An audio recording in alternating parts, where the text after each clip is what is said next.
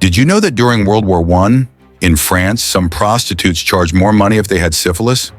It sounds shocking, backwards, almost unbelievable, but it was real, and it says a lot about how brutal life was in the trenches. World War I wasn't just mud and metals. It was endless rain, rats crawling over sleeping bodies, lice in every seam of your uniform, and the constant thunder of artillery shaking the ground beneath you.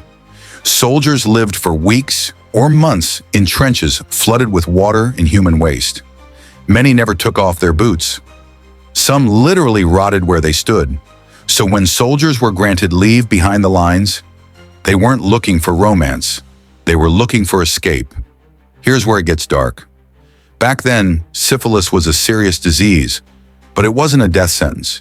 And crucially, it came with something far more valuable than money: time away from the front. A soldier who contracted syphilis would be sent to a military hospital, often for weeks, sometimes a full month. A month without shells, a month without gas attacks, a month without watching your friends disappear into the mud. Commanders hated it. Military doctors tried to stop it. But soldiers knew the truth. Getting sick could save your life. So some prostitutes, fully aware of this grim reality, charged higher prices if they were infected. Not because the disease was desirable, but because it offered soldiers a temporary way out of hell. It was a twisted bargain between people trapped by the same war. And the soldiers weren't naive.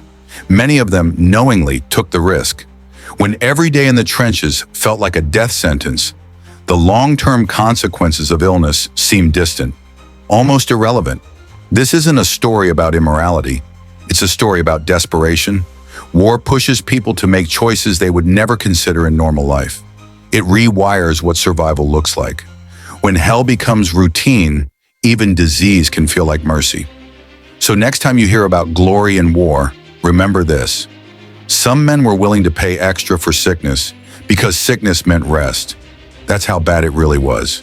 If this surprised you, follow for more real history they don't teach you in neat textbooks.